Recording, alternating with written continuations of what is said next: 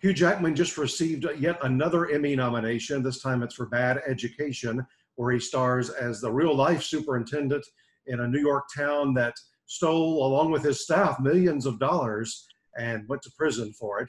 Hugh, tell us about Emmy nomination morning and what that means to you to get yet another one. Oh, this means a lot to me, particularly getting it in that category with those other actors. You know, I'm an actor first. I was very, very surprised and thrilled to get an Emmy award back. I can't remember what year it was, but it was for hosting the Tony Awards. I didn't know there was a category, so I got a big surprise. It was a lovely surprise. But this, of course, is my main love, acting, and to get that kind of support or endorsement, I guess, from my colleagues, particularly when I look at those great actors alongside me, it means a lot. You know, and I've, Chris, been around long enough to know that they don't come all that often, so make the most of it. I was actually emailing Paul Mescal, who I think is brilliant. I've never met him, but I emailed him after I saw him in Normal People, congratulated him when he got the Emmy, and I said, man, listen, you're 23, I'm 51, and I'm sure, like, this is one of your first jobs. I said, just make the most of it. That I hope they do, but they don't come around all that often. Yeah, somebody starting out like that. I believe it. We have done an interview with him, and I believe it was his very first TV acting job. He had done a lot of stage work. And can you imagine that being your first thing out? No. Look, I think he's astonishing in it.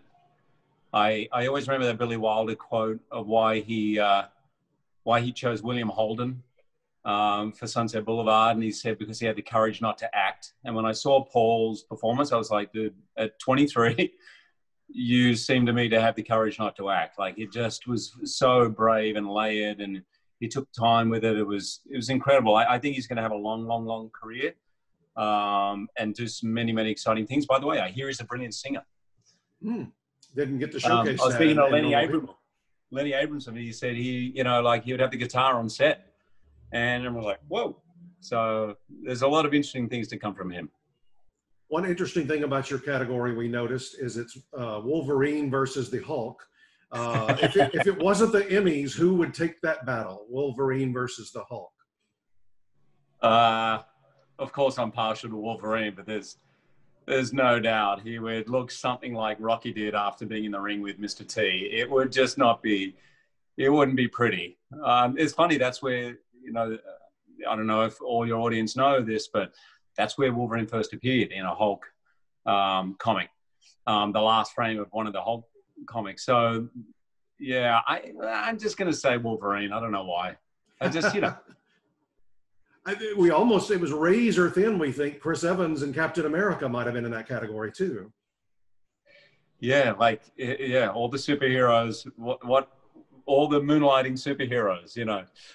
Those guys, I guess, are still in the middle of their run. I'm done with mine now. And I'm so grateful for it. And I remember after X-Men 1, someone saying to me, make sure you get another movie before this comes out, because no one likes comic book movies and this thing will probably die. So make sure you've at least got one more movie before it comes out. And who would have thought 20 years later that I would have played the role 9 times, that it would dominate? It's really dominating. Well, I know you get sick of talking about that, and even though it is a huge part of your life and a huge part of your career. So let's talk Bad Education. When you take on a role that is a real life person, and you've done that several times in your career, is that different for you preparing as opposed to just a straight up fictional person? Yeah, in my head, I approach them all the same way, as if they're real, as if I'm fully inhabiting them, and I have to find a way in to their way of thinking and who they are, and kind of love that character. So without a doubt, there's more pressure. I mean, I do a lot of research. When you have someone who was as public as Frank, there's an immense amount of research. There was video of him. This is pre-scandal. Of course, when the scandal happened, there was a lot, but he was a very public figure. He was a very public superintendent. He was the highest paid superintendent in the country, and he was really, he was writing in the newspaper every 2 weeks. There was a lot of stuff on him. So I got to research him a lot. I mean, a lot. I work with a researcher to make sure I really have everything I need. Obviously, our story veers in certain areas just to make it a movie, but, you know, we wanted to know where we were veering, know what the real story was. And, you know, I listened to a podcast with the real Frank before and after the movie. And I found that I was very nervous listening to that because, you know, it's a great responsibility. You're playing a part and telling a story of a real person's life, of the worst week of their life.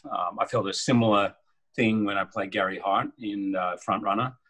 And I think what's essential and what I really wanted to know before I got into it was why we're making the film, why the director wanted to make the film, why the writer wanted to write it. And I felt a lot better when I realized it wasn't about just tar and feathering a man who got tarred and feathered in the daily tabloids for weeks on end. It's a cautionary tale and an understanding of human nature and how good people can convince themselves that they're doing the right thing just because it suits them, you know? And so that, I think it was more how that lie or culture of lying and stealing came to be in what was a world filled with people dedicating their life to serving kids and serving the public. I found that fascinating. The reason you were perfect to play this part is his charm, really, probably his whole life from being a kid all the way up through this job, allowed him, people would not question him because they liked him so much, because he was so charming. You know, I've met several people who knew him. And a couple said to me, oh, you know, after the scandal, a lot of people said, oh, yeah, we could always tell there was something going on. No one could tell. Like nobody. Everybody loved Frank. He was the most loved. He really did know the name of every person.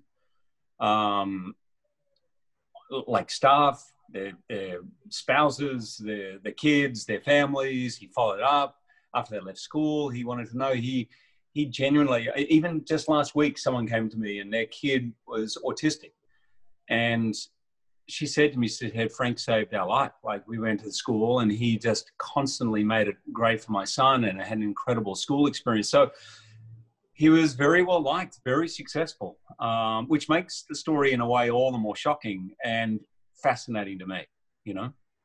I wanted to ask about two scenes in particular. They seemed like they would have been fun for you, and they were very integral to the whole movie. One is the scene where you and the board are crowding into that little room with Alice and Jenny to confront her and let her know that her job is over. And you have to play this two ways. You have to play it getting onto her, reprimanding her in front of everybody, but you're looking into her eyes knowing that she knows the real story. So that's a fun scene to play.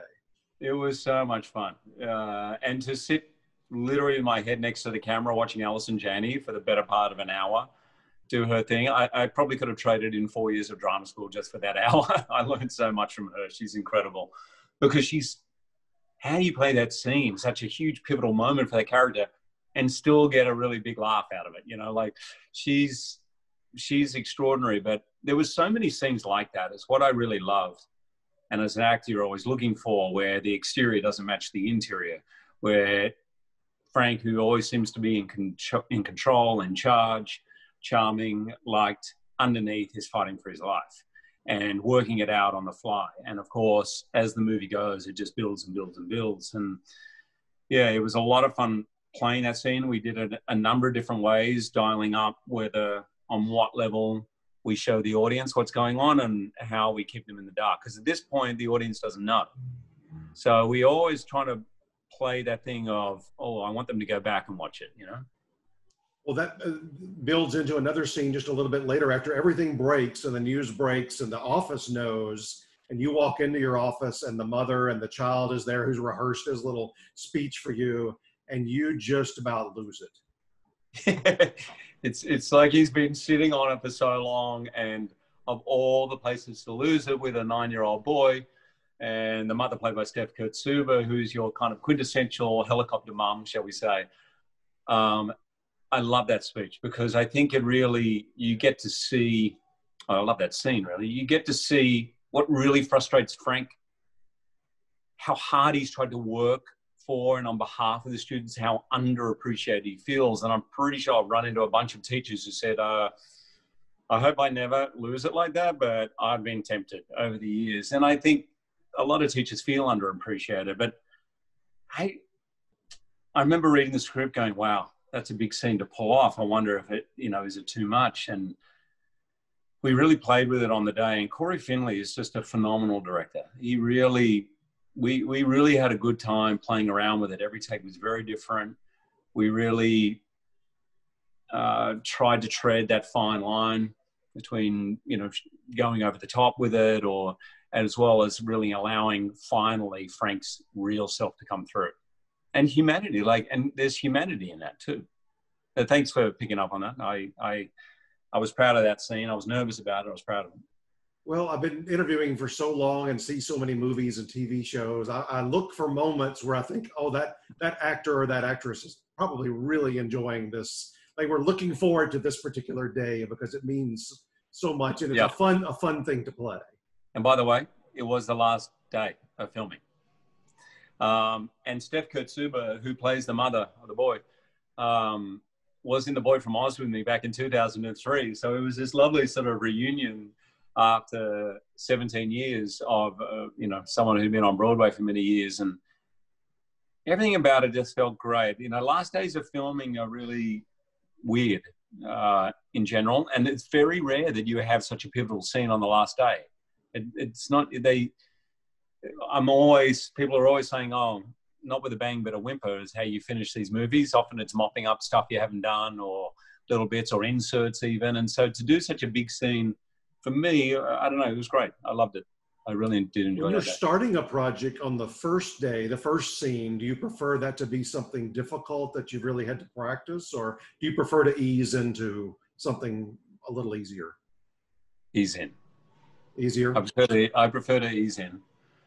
I remember talking to Tom Hooper about that, because we started off with a really, the soliloquy song, a really big song. We sort of started without on Les Mis.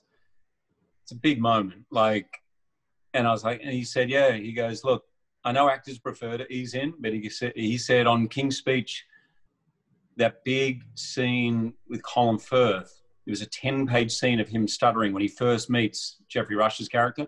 He said, I did it on the first day. We had 10 days. And he goes, no one wants to jump into that cold water, but if you just jump in straight away, then everything goes fine. And in the end, I'll trust a director on that.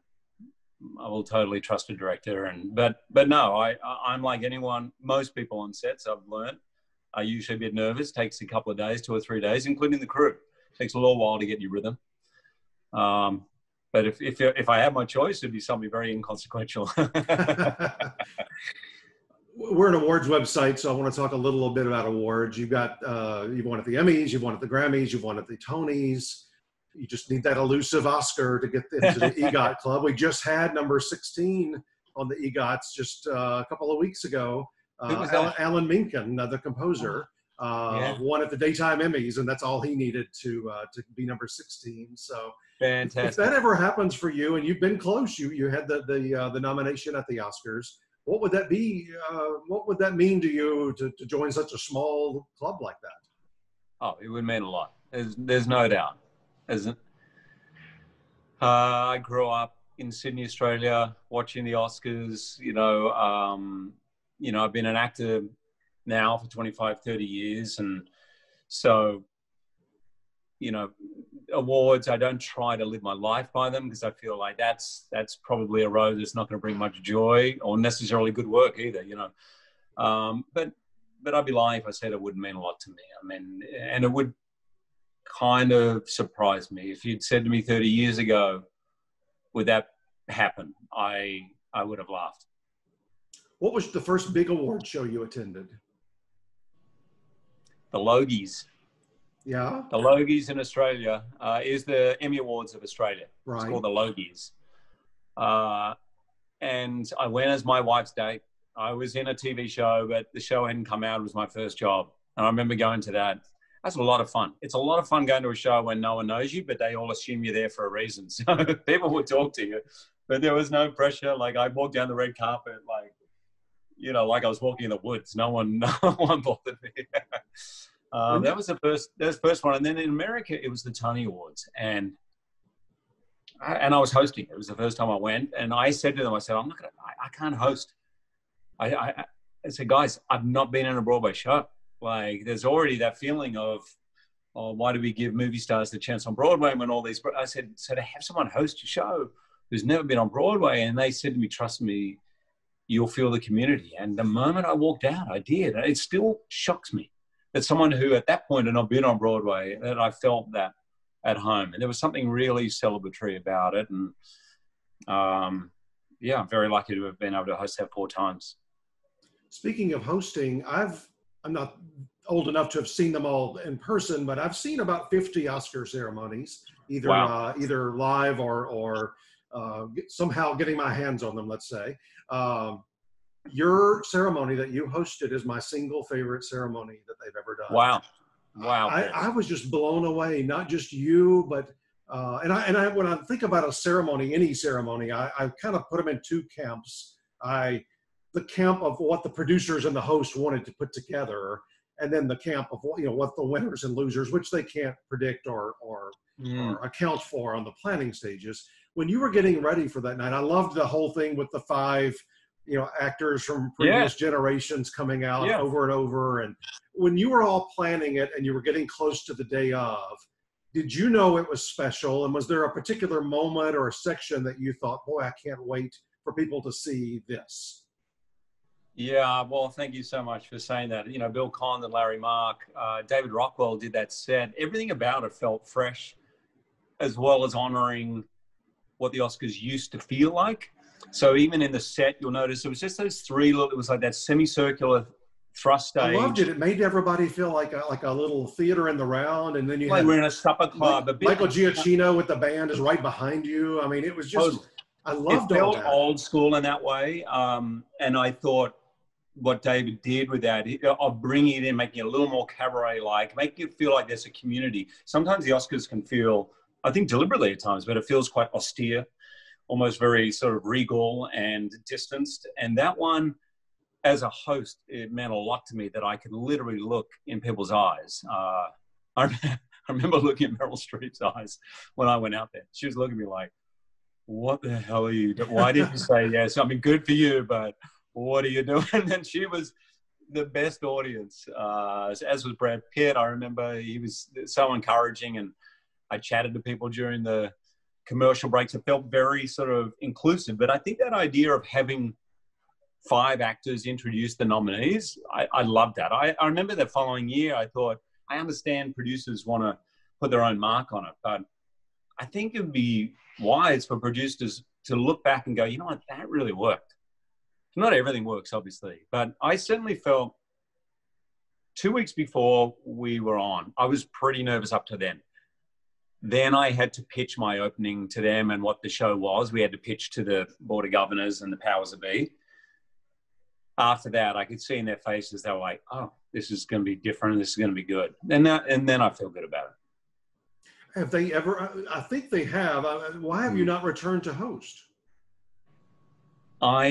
The next 2 years I was asked, and I would have loved to go back and do it. I remember both times I was shooting a movie at the same time. And to this day, I think of Ali Baldwin, who was shooting 5 days a week and then went to do the Oscars I don't know how he did it, because your show is predicated after the nominations. Really, almost everything is after. You can have a few bits, but most of it is around that.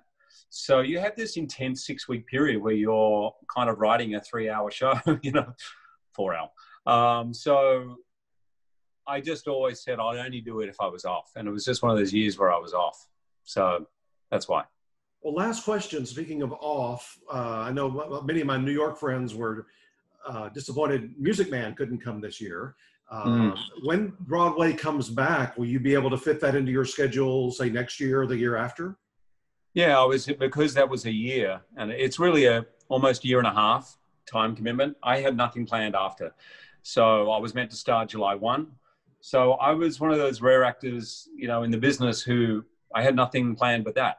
So I'm just open to go whenever they go. I think it's, at the moment, we're February rehearsal, May opening, which feels very possible. Things are changing for the better really rapidly here in New York. And it's starting to feel like that's going to actually happen, which I'm super excited about. And it's devastating what has happened to so many people. So many of my friends, I'm in touch with all the time. And I'm really happy that as we rebuild that community and rebuild the trust of theatre goers, that I'll be in the center of it. It makes me happy. You and Sutton Foster in one of the great musicals of all time. That's one of my, I've only seen it on film, but Robert Preston, that's a tough act to follow. Yeah, very tough. I remember doing Oklahoma 1998 at the National Theatre. I was like, oh, that's a tough act to follow. And it's weird because Music Man was the first musical I ever did at high school. And I think it's done at so many high schools and colleges all around the world. And everyone says, oh, I know the Music Man.